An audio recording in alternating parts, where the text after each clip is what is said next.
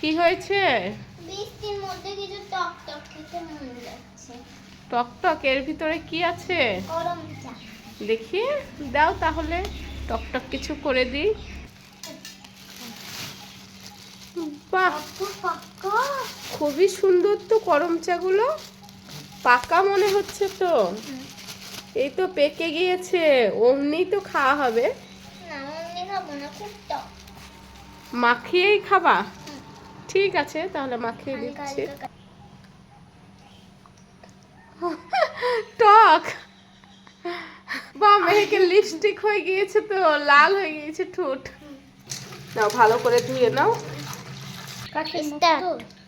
করম চাগুলোকে এবার কেটে নেবো। দেখুন কত সুন্দর করম চা। আর করম চাগুলো খুবই সুন্দর পেকেছে। মাখা করলে তো খেতে খুবই ভালো লাগবে। কালারটা দেখুন করম চা। মা দেখেই তো খেতে মন যাচ্ছে। দেখেই খেতে মন যাচ্ছে। হ্যাঁ, কতটা সুন্দর কালার। এই মেঘা লাগে এখানে পড়েছে।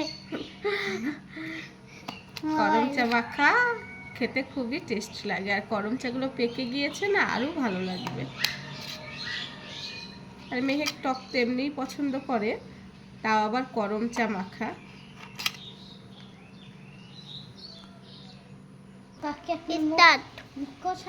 পরিমাণ মতো লবণ,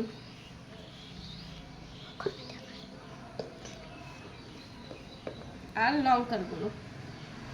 বেশি কিছু দেওয়ার দরকার নেই, এগুলো দিলে রেডি হয়ে যাবে আমার জাম, করম চা মাখা।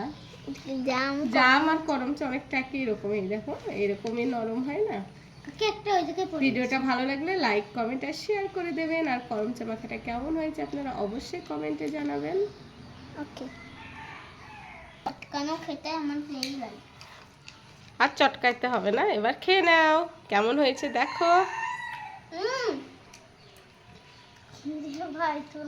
কেমন হয়েছে? আর হাতগুলোর অবস্থা দেখো। ভিডিওটি ভালো লাগলে লাইক, কমেন্ট আর শেয়ার করে দেবেন। আর করম চা মেহেকের কাণ্ড, করম চা খেয়ে আর রসটাও খেয়ে নিচ্ছে সে একা। এতটা টক খেতে পারে। ঝাল লাগছে না?